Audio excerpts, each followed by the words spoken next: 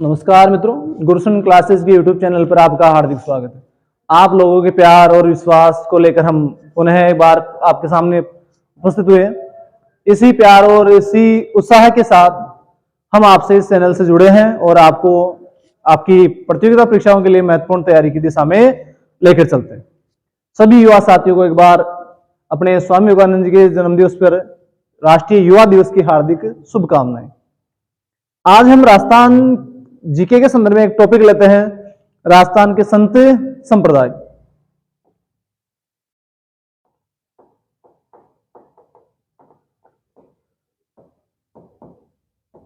राजस्थान के संत संप्रदाय, हम इस टॉपिक पर हम चर्चा करते हैं। एक धार्मिक युग परिवर्तन को लेकर कोई एक मुख्य विशेष व्यक्तित्व के द्वारा एक विचारधारा को अपनाया जाता है, उसके अनुयायियों के द्वारा उसके पीछे चलने वाली जो अनुकरण करके अन्य मनुष्य प्रजाति द्वारा उसको पालन कर लिया जाता है, उसे हम संप्रदाय कहते हैं। तो ये अपने राजस्थान की बात करें या अपने इस की बात करें तो ये पुनर्जागरण संबंधित, ये भारतीय पुनर्जागरण है, उससे संबंधित है। धार्मिक आंदोलनों से इसका संबंध होता है भाई। ये किससे संबंधित है? धार्मिक आंदोलनों से इसका संबंध है। एक प्रकार से जो रूढ़िवादी परंपरा चल रही थी अपनी, रूढ़ी जो प्रथाएं थी, जो पुराने रीति रिवाज थे, उनके विरुद्ध में, रीति रिवाजों के विरोध में इन्होंने हटकर कुछ अपना नया नियम चलाया, उसी के आधार पर एक अनुयायी संप्रदाय स्थापित किया। तो उनके बारे में हम बात करते हैं। कुछ संप्रदाय विशेष की हम बात कर लेते हैं। जैसे हम बात करें, सबसे पहले विष्णु को मानने वाले वैष्णव कहलाते हैं। वैष्णव, भगवान विष्णु को मानने वाले, तो विष्णु में शब्द में हम यदि अ प्रत्यय जोड़े तो वैष्णव बनता है। इस वैष्णव धर्म के अपने राजस्थान की बात करें या धर्म विशेष पर उत्तरी भारत में बात करें तो ये दो भागों में बढ़ता है। भगवान राम को मानने वाले, एक तो राम अवतार के रूप में हम इसकी पूजा करेंगे, एक कृष्ण को मानने वाले तो कृष्ण अवतार में इसकी पूजा करेंगे। तो दो संप्रदाय अपने यहां पर फैलते हैं। एक होता है रामानंदी संप्रदाय, रामावत संप्रदाय, रामावत संप्रदाय रामानुजाचार्य द्वारा चलाया गया था। इसी संप्रदाय में आगे भगवान राम और सीता की रसिक संप्रदाय में सखी साखी के रूप में पूजा की गई, तो वो बना अपना रसिक संप्रदाय, रसिक संप्रदाय। नेक्स्ट बात करें कृष्ण की, तो भगवान श्री कृष्ण से जुड़े हुए अपने हैं। तो एक तो अपना है वल्लभ संप्रदाय, वल्लभ संप्रदाय। और बात करेंगे तो निम्बार्क संप्रदाय, निम्बार्क संप्रदाय, गौड़ीय संप्रदाय,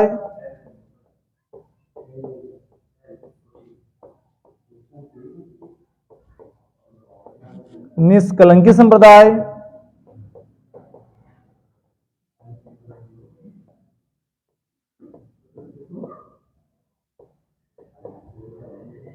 निष्कलंकी संप्रदाय। ऐसे हम इन संप्रदाय से जुड़े हुए और आगे बात आपसे करते हैं। यदि निर्गुण पंथ की हम बातें करें तो अपने दादू दयाल है, जसनाती, जामोजी, उन संप्रदाय की हम बात आपसे करेंगे। तो इन्हीं संप्रदाय में आज एक इंपोर्टेंट लेकर चलते हैं, वल्लभ संप्रदाय। वल्लभ संप्रदाय, वल्लभ संप्रदाय, वल्लभ संप्रदाय की हम आपसे बात करते हैं। भगवान श्री कृष्ण को मानने वाले जो गोसाई भक्त हैं वो इसके अनुयायी होते हैं। और वल्लभाचार्य जी एक विशिष्ट अपने संत हुए, उनके द्वारा ही चलाया गया संप्रदाय है। तो प्रवर्तक जो आचार्य हैं वल्लभ संप्रदाय, इसको कौन सा संप्रदाय भी कह सकते हैं? तो इसे कहा जाता है पुष्टि मार्ग संप्रदाय। कौन सा संप्रदाय? पुष्टि मार्ग संप्रदाय, पुष्टि मार्ग संप्रदाय। वल्लभ संप्रदाय को कहते हैं पुष्टि मार्ग संप्रदाय। इस संप्रदाय का संबंध किससे है? तो श्री कृष्ण और राधा से इसका संबंध है। और विशेषकर बात की जाए तो श्री कृष्ण की बाल स्वरूप में पूजा की जाती है, बाल स्वरूप में पूजा की जाती है। तो ये बाल स्वरूप से जुड़ा हुआ है। प्रवर्तक की हम बात कर लेते हैं। तो इस संप्रदाय के प्रवर्तक जो आचार्य थे उनका नाम था वल्लभाचार्य जी। वल्लभाचार्य जी, वल्लभाचार्य के द्वारा एक सिद्धांत दिया गया। इनका एक तो ग्रंथ है अणुभाष्य, ग्रंथ अणुभाष्य। ग्रंथ इनका कौन सा है बेटा? अणुभाष्य। आगे देखो नेक्स्ट। इनके द्वारा जो दर्शन का प्रतिपादन किया गया, तो ये किस दर्शन से जुड़े हुए हैं? तो इनके दर्शन की बात करें तो शुद्धाद्वैतवाद दर्शन से जुड़े हुए हैं। शुद्धाद्वैतवाद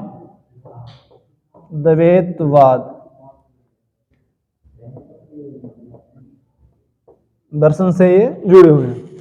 नेक्स्ट, पुष्टि की बात करें तो यानी कि निर्वाण है, मोक्ष की बात करते हैं। हाँ भाई, एक अपना संप्रदाय वल्लभ संप्रदाय, जिसे हम पुष्टि मार्ग संप्रदाय भी कहते हैं, इस संप्रदाय की हम बात करते हैं। यह संप्रदाय भगवान श्री कृष्ण की बाल लीलाओं से जुड़ा हुआ है। इस संप्रदाय के प्रवर्तक आचार्य हैं वल्लभाचार्य जी। इनके द्वारा एक ग्रंथ प्रतिपादित किया गया था अणुभाष्य।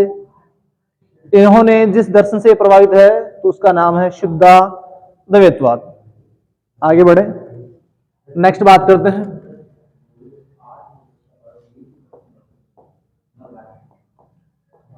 वल्लभ संप्रदाय का प्रभाव पहले उत्तर प्रदेश में था।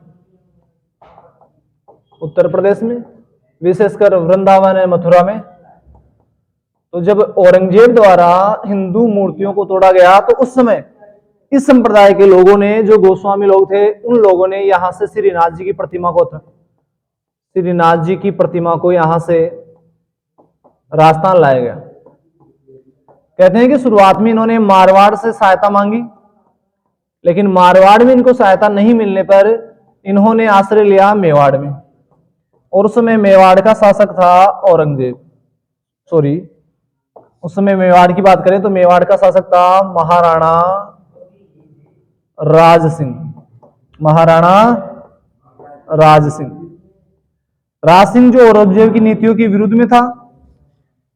हिंदू मंदिरों का निर्माण इसने करवाया। जजिया प्रथा है उसका, इसने जजिया जो कर है, जजिया कर का विरोध किया। जजिया कर का विरोध करने वाला तो अपने मेवाड़ का राज सिंह है। हिंदू मंदिरों का उसके विरोध में निर्माण कराने वाला तो हिंदू मंदिरों का निर्माण भी इन्होंने करवाया। और बात करें तो औरंगजेब और इसके बीच में जो विवाद है वो चारुमती विवाह विवाद हुआ। ये हम इतिहास में कभी पढ़ेंगे बाद में, चारुमती विवाह विवाद। तो इस प्रकार से उन्होंने शरण ली मेवाड़ के महाराणा राज सिंह के पास। राज सिंह द्वारा इनको सिहाड़ नामक स्थान दिया गया। सिहाड़ की बात करें, जिसे हम आज वर्तमान में नाम बोलते हैं नाथ द्वारा। क्या नाम है जिसका? नाथ द्वारा। तो इनको शरण मिली नाथ द्वारा में, और इन्होंने सिहाड़ में एक मंदिर बनाया, श्रीनाथ जी का मंदिर। श्रीनाथ जी का मंदिर, और इस मंदिर को हम बोलते हैं श्रीनाथ जी का मंदिर, और इसी के नाम पर सिहाड़ का नाम बदलकर हो गया नाथ द्वारा। बताओ किसके कारण से पड़ा नाथ द्वारा? श्रीनाथ जी के कारण। और ये नाथ द्वारा कहां पर है? राजसमंद में। कहां पर है? राजसमंद में। नेक्स्ट बात करें, इस मंदिर का जो निर्माण है वो किस रूप में हुआ?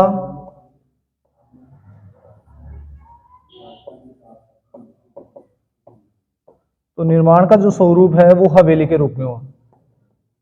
किस रूप में? हवेली। यहां पर होने वाला जो संगीत है, गीत है, उन्हें बोलते हैं हवेली संगीत। हवेली संगीत। आगे देखो नेक्स्ट। श्रीनाथ जी का जो मंदिर है नाथद्वारा में है, इसकी प्रमुख पेट मानी जाती है और ये अपने मंदिर का जो स्वरूप है हवेली के रूप में है और यहाँ इसको कहा जाता है गीत को हवेली संगीत। नेक्स्ट आगे और बात करें, श्रीनाथ जी के मंदिर का निर्माण करवाया जाता है सिहाड़ नामक स्थान पर इनको स्थापित किया गया था, इसलिए आज उस स्थान को बोलते हैं नाथ द्वारा। नेक्स्ट आगे बात करें इस मंदिर की, तो इस मंदिर में नाथ द्वारा में क्या प्रसिद्ध है, तो पिछवाइयां,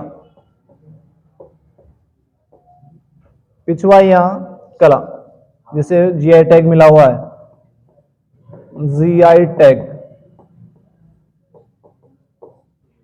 पिछवाइयां भगवान श्री कृष्ण की बाल लीलाओं का चित्रण होता है इसमें, श्री कृष्ण की बाल लीलाओं का चित्रण होता है, बाल लीलाओं का चित्रण होता है। आगे देखो नेक्स्ट, और हम बात करें इसमें, इस मंदिर की जो है अष्टजरोखा झांकी प्रसिद्ध है,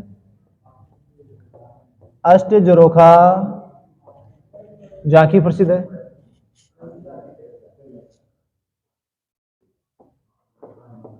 अष्टजरोखा झांकी प्रसिद्ध है।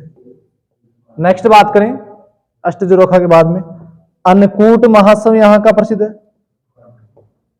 अन्नकूट महोत्सव भीलों द्वारा यहाँ लूटा जाता है, वो भी काफी प्रसिद्ध है। नेक्स्ट बात करें कदली पत्तों की झांकी, कदली पत्तों की झांकी, ये भी यहीं की प्रसिद्ध है। और बात करें अब अष्टजरोखा झांकी, कदली पत्तों की झांकी हो गया, अन्नकूट महोत्सव और पिछवाइयां चित्रण हो गया। अगली बात करते हैं डांग नृत्य की, डांग नृत्य की। तो देखिए एक बार रिपीट करता हूं उसको, पिछवाइयां चित्रण जिससे जीआई टैग मिला हुआ है वो भी अपने श्रीनाथ जी के मंदिर की है, नाथद्वारा की। इसमें बाल श्री कृष्ण जी के बाल लीलाओं का चित्रण किया जाता है। इस मंदिर की अष्टजरोखा झांकी प्रसिद्ध है। इस मंदिर की बात करें तो यहाँ अन्नकूट महोत्सव यहाँ का प्रसिद्ध है, कदली पत्तों की झांकी यहाँ सजाई जाती है और यहाँ नाथ जी श्रीनाथ जी के भक्तों द्वारा डांग नृत्य किया जाता है। आगे बात कर रहे हैं इसको लेकर, डांग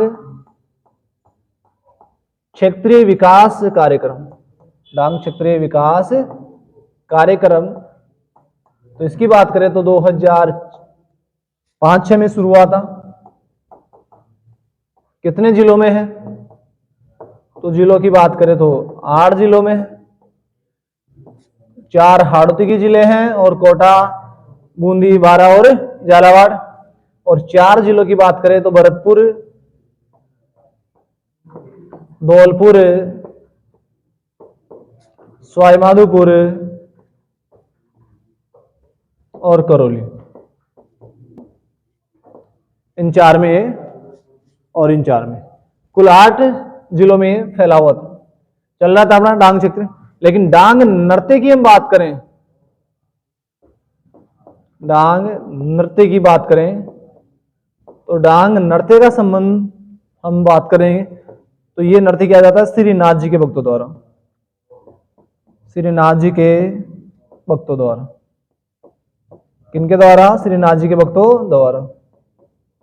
कब किया जाता है, तो होली के अवसर पर किया जाता है, होली के अवसर पर। किसके द्वारा किया जाता है, तो पुरुषों द्वारा किया जाता है। किनके द्वारा किया जाता है, पुरुषों द्वारा किया जाता है। तो डांग नृत्य कहाँ का प्रसिद्ध है, तो नाथ द्वारा का, श्रीनाथ जी के भक्तों द्वारा किया जाता है होली के अवसर पर। नेक्स्ट बात करें,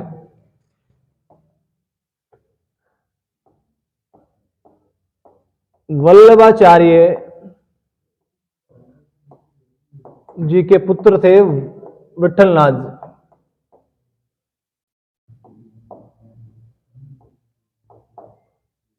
इनके द्वारा 1565 में अष्टछाप की स्थापना की गई, अष्टछाप की स्थापना की गई। अष्टछाप में अपने राजस्थान का एक कवि है भरतपुर से जिसका संबंध है, भरतपुर, जिनका नाम है गोविंद स्वामी, गोविंद स्वामी।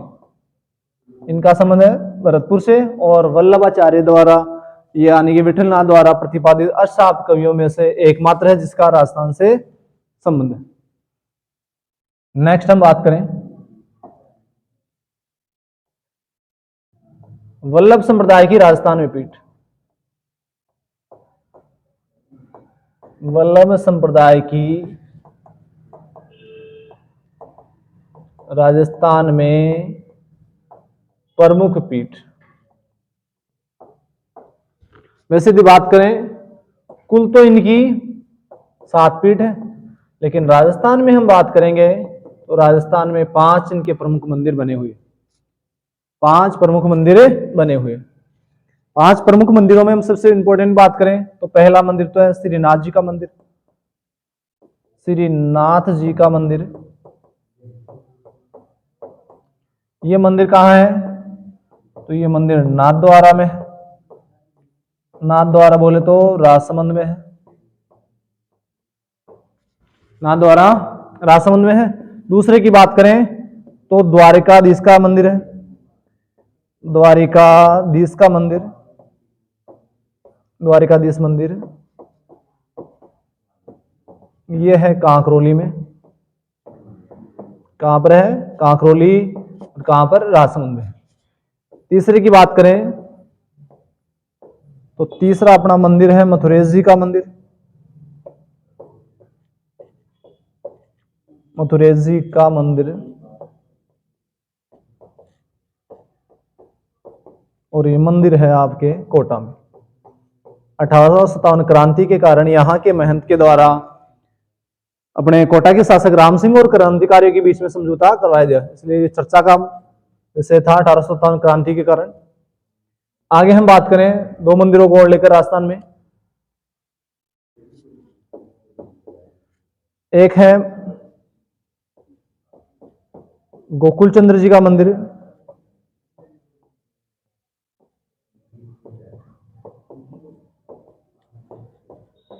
यह है कामा में, कामवन भरतपुर में। तो कामा वर्तमान तो डीग में है, और वर्तमान की बात करें तो डीग। और बात करें एक तो मदन मोहन जी का मंदिर, और मदन मोहन जी के मंदिर की हम बात करें तो ये भी कामा में है और भरतपुर में, कामा भरतपुर में। नेक्स्ट हम बात करते हैं 2 मंदिर है, एक यूपी में है, एक गुजरात में है। इस प्रकार से अपने यहाँ राजस्थान में इस संप्रदाय की 5 पीठें प्रमुख हैं। सबसे इंपॉर्टेंट महत्वपूर्ण पीठ है अपनी श्रीनाथ जी का मंदिर, नाथद्वारा राजसमंद में है।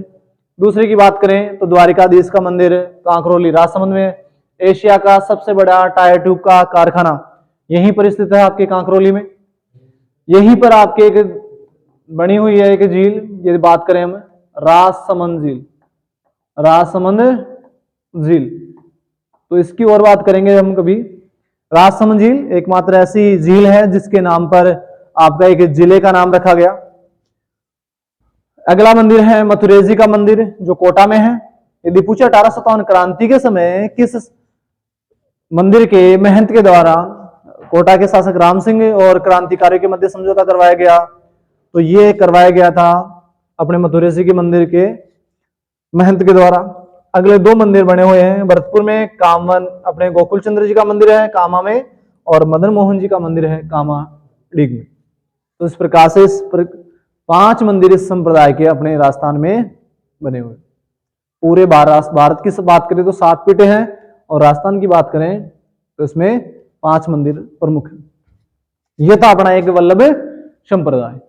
वल्लभ संप्रदाय को पुष्टि मार्ग संप्रदाय कहते हैं। एक बार इसको रिपीट करें, वल्लभ संप्रदाय को ही पुष्टि मार्ग संप्रदाय कहते हैं। इसका संबंध राधा कृष्ण से संबंधित है, और राधा कृष्ण की बात करें तो बाल रूप स्वरूप में श्री कृष्ण का इसमें चित्रण मिलता है। प्रवर्तक की बात करें तो प्रवर्तक आचार्य हैं वल्लभाचार्य जी। इन्होंने ग्रंथ लिखा था अनुभाष्य, और इनका जो दर्शन है वो दर्शन है शुद्धाद्वैतवाद। किस दर्शन से संबंधित है? तो शुद्धाद्वैतवाद से। वल्लभ संप्रदाय जो प्रभावित हुआ था आपका उत्तर प्रदेश में सर्वाधिक, वृंदावन वगैरह में, लेकिन औरंगजेब के समय जब हिंदुओं की मूर्तियों का तोड़वाया गया तो उस समय वहां के गोसाई लोगों ने इस प्रतिमा को लेकर मारवाड़ में गए, लेकिन वहां इनको शरण मिली नहीं। तो फिर मेवाड़ के शासक महाराणा राज सिंह द्वारा इन्हें सिहाड़ नामक स्थान पर जागीर इनको भेंट की गई। यदि बात करें राजस्थान का वह शासक जिसने औरंगजेब की नीतियों का विरोध किया, तो मेवाड़ के महाराणा राज सिंह। इन्होंने औरंगजेब के द्वारा लगाए गए जजिया कर का विरोध किया, हिंदू मंदिरों का निर्माण किया, जबकि औरंगजेब ने हिंदू मंदिरों को तोड़वाया था, और चारुमती विवाह विवाद से भी ये उससे जुड़े हुए। नेक्स्ट बात करें हम आगे इस संप्रदाय को लेकर, तो ये इस संप्रदाय का जो निर्माण हुआ मंदिर के रूप में, उस मंदिर के रूप में जो निर्माण होता है हवेली के रूप में होता है। और सिहाड़ को वर्तमान में किस नाम से जानते हैं, तो नाथद्वारा के नाम से जानते हैं। तो श्रीनाथ जी का मंदिर नाथद्वारा में है, और कहां पर, राजसमंद में। मंदिर का स्वरूप कैसा है, तो हवेली जैसा। यहाँ होने वाले गीत या पूजा अर्चना क्या कहलाती है, तो हवेली संगीत। यहाँ की क्या प्रसिद्ध है, तो पिछवाइयां चित्रण या पिछवाइयां कला यहाँ का बहुत इंपॉर्टेंट है भी, जिसे राजस्थान सरकार द्वारा जीआई टैग मिल चुका है। वर्तमान में 21 ऐसे स्थानों को या ऐसे प्रमुख हस्तकलाओं को जीआई टैग मिल चुका है, जिसमें वर्तमान में 21 है, पहले 16 थी, 5 और जोड़ दी गई। और बात करें श्री कृष्ण की बाल लीलाओं का चित्रण इसमें होता है। अष्टजरों का झांकी इस मंदिर की प्रसिद्ध है। अन्नकूट महासव यहाँ का प्रसिद्ध है। कदली पत्तों की झांकी है, और एक यहाँ का भक्तों द्वारा किया जाता है डांग नृत्य। डांग क्षेत्र विकास कार्यक्रम की बात करें हम इससे जुड़े हुए, तो ये विकास कार्यक्रम 2005-06 में राजस्थान के 8 जिलों में चलाया गया था। 4 हाड़ौती के जिले और 4 अपने पूर्वी जिले, भरतपुर, धौलपुर, सवाई माधोपुर, करौली। डांग जो नृत्य है वो श्रीनाथ जी के भक्तों द्वारा होली के अवसर पर और विशेषकर पुरुषों द्वारा ही किया जाता है। अगले बात करें हम इसको लेकर, तो वल्लभाचार्य जी के पुत्र थे विठलनाथ जी। विठलनाथ जी ने 8 कवियों को मिलाकर, जिसमें 4 तो उनके पिताजी वल्लभाचार्य के शिष्य थे और 4 विठलनाथ जी के शिष्य थे, उनको मिलाकर एक अष्टसाप कवियों की मंडली बनाई। तो अष्टसाप का संबंध भी किससे है, वल्लभ संप्रदाय से। और इसी संप्रदाय अष्टसाप कवियों में राजस्थान का एकमात्र गोविंद स्वामी था जिनमें शामिल था। उसका संबंध कहां से है, भरतपुर से इसका संबंध है भी। नेक्स्ट बात करें तो वल्लभ संप्रदाय की कुल कितनी पीठ है, तो कुल इसके 7 पीठ है। कुल 7 पीठ है। राजस्थान में कितने मंदिर हैं, तो इनके 5 मंदिर बने हुए। पहला मंदिर है श्रीनाथ जी का मंदिर, नाथद्वारा राजसमंद में। और दूसरे की बात करें तो वही राजसमंद में है द्वारकाधीश का मंदिर, जो कांकरोली में है, और कांकरोली राजसमंद, एशिया का सबसे बड़ा टायर ट्यूब का कारखाना है यहाँ पर। मथुरेश जी का मंदिर कोटा में है। गोकुल चंद्र जी का कामा भरतपुर में, मदन मोहन जी का मंदिर कामा भरतपुर। लेकिन यदि बात करें गौड़ीय संप्रदाय के मदन मोहन जी के मंदिर की, तो वो आपका करौली में है। तो इस प्रकार से अपना एक आज वल्लभ संप्रदाय कंप्लीट होता है। और वल्लभ संप्रदाय की आज हमने पूरी बात कर ली है इसको लेकर। तो इसी के साथ हम आपसे अलविदा हैं।